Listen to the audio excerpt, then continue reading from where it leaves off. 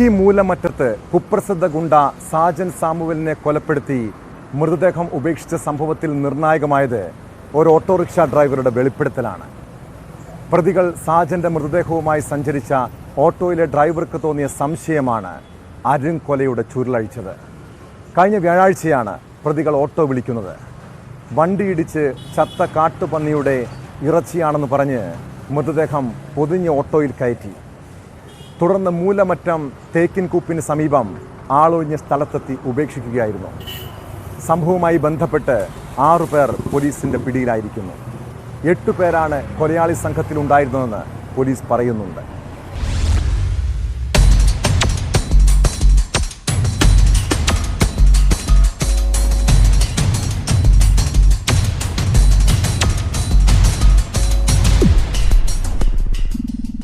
ഇന്നലെ രാവിലെയാണ് മൂലമറ്റം തേക്കിൻകൂപ്പിൽ പായയിൽ പൊതിഞ്ഞ നിലയിൽ മൃതദേഹം കണ്ടെത്തിയത്.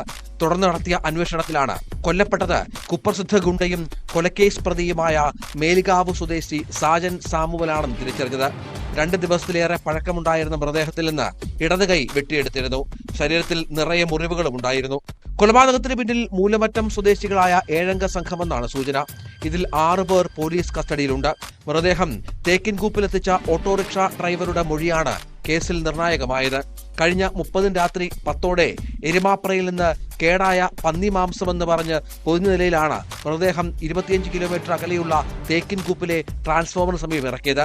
സംശയം തോന്നിയ ഓട്ടോ ഡ്രൈവർ വിവരം പിതാവിനോട് പറഞ്ഞു. പിതാവ് കാഞ്ഞാർ SI ബൈജു പി ബാബുവിനെ അറിയിക്കുകയായിരുന്നു.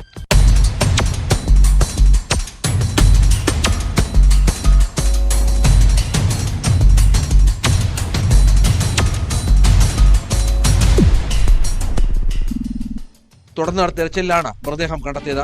കസ്റ്റഡിയിലെടുത്ത പ്രതികളെ വിശദമായി ചോദ്യം ചെയ്തു വരികയാണ്.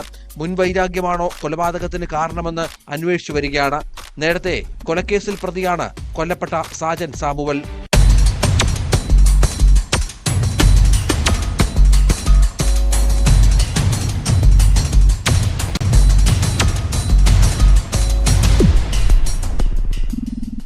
ന്യൂസ് 18 ഇടുക്കി.